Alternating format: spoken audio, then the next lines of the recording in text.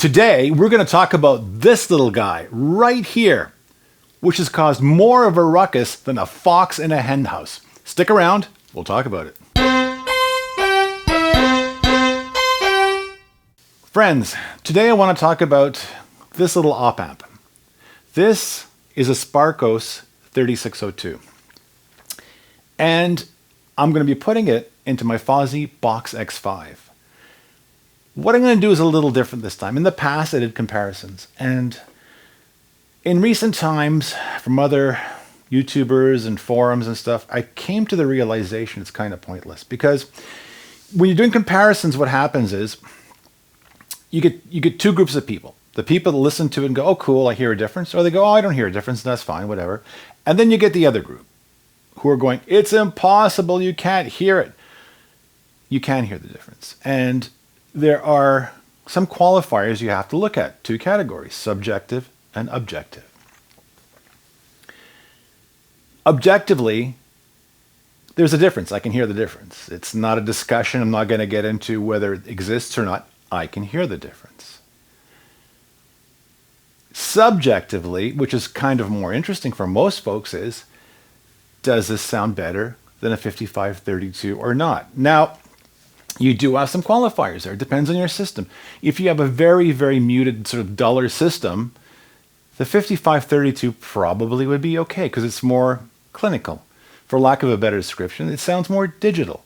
So for some folks, it's fine. You can basically set up your units, enjoy the sound. It's going to be fantastic, no problems. But if your system is a bit more resolving and you want to add a little bit, again, for lack of a better term, a bit more warmth to the sound, these little guys can help. Now, I'm going to refer again, and I have in the past, to a video by Analog Holic. He talks very succinctly and scientifically about why there might be a change in sound. This is not a filter. This is not an EQ. This is not a device that basically acts to change the tonality independently. It works with the circuit. These guys can draw more power. And if you want more information, I'm going to put a link down below to the Sparkos website, where Andrew breaks down how his op amps are different. And that's really important because they are built differently. They are a discrete op amp. They're not a little bean. They sound different. Now, what I'm going to do today is, instead of going through a comparison of A being the OPA 2134 that I have in my Box X5 already, with this guy, what I'm going to do is I'm going to pop this guy into the unit.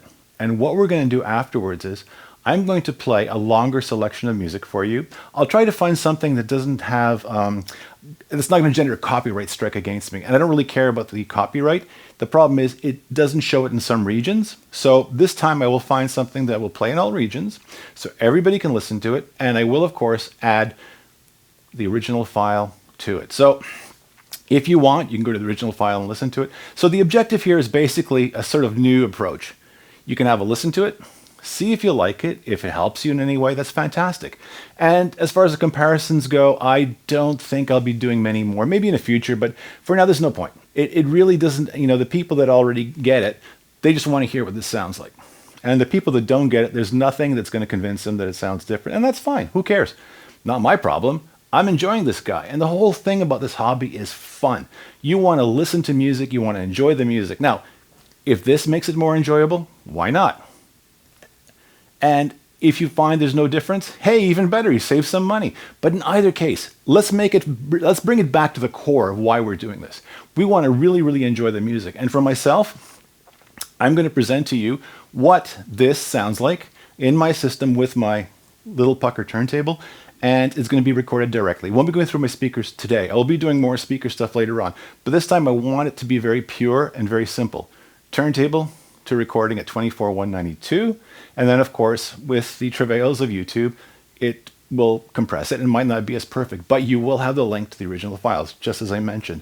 Anyways, guys, so what we're going to do now, this video will be long because of the audio samples. I want to keep the bavardage, as they say in French, or the talking head stuff to a minimum. So without further ado, I'm going to jump to the installation of this guy. I'll do a little video how it gets installed, and then we're going to jump to the audio samples. Thanks again, guys. Super fun to hang out. We'll talk soon. More vids coming up this week. Cheers. All right, guys, let's get started. So we've got the Box X5. We have the Sparkos op amp, and we have our chip removers. And I did a video previously on this, so I'm not going to go too much into it, but I will touch on one point a couple people brought up. So again, this is really simple to open up.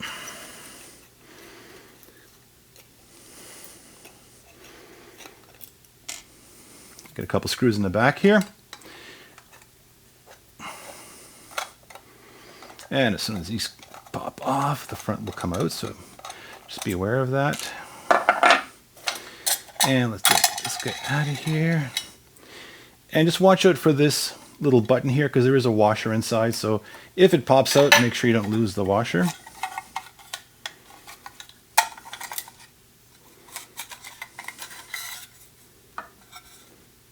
And so just watch out for this cable. Comes out the back way, all good to go.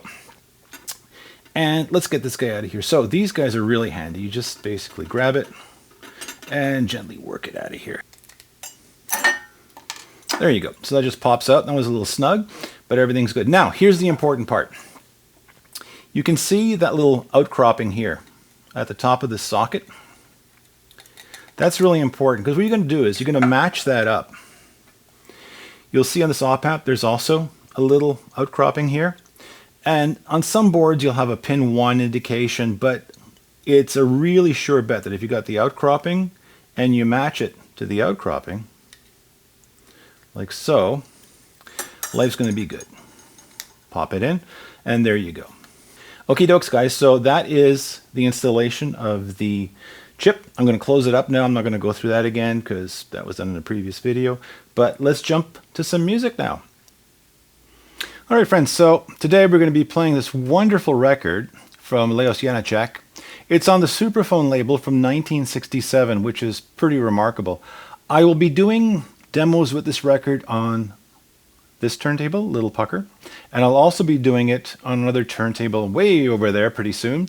And today I'll be using my Space Waffle mat that you can see here. It's a serrated TPU, very high-tech structure.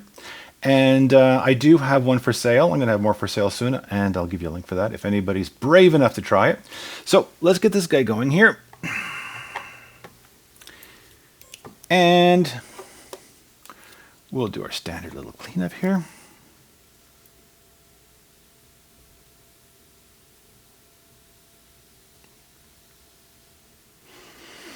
And when I do transfers, I often use this old device, the old realistic Discotron static eliminator. You know, it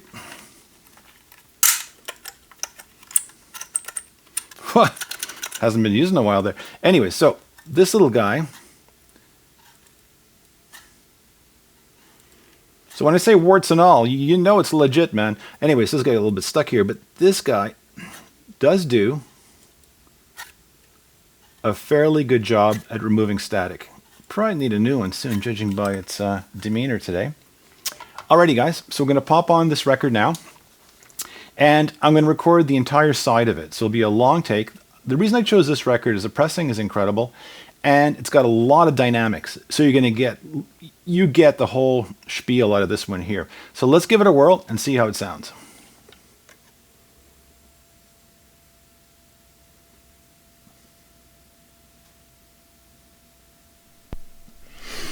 And that'll be the end of my voice.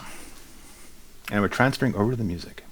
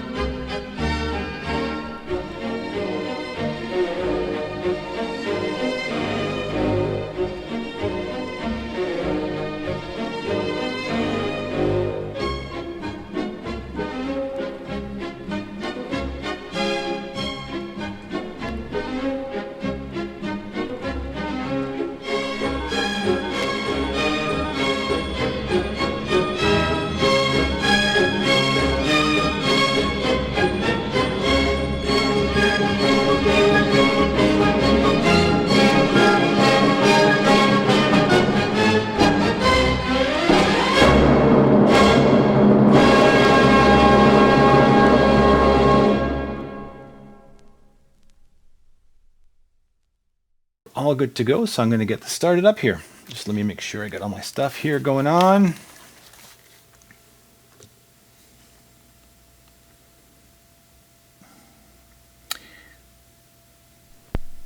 There we go.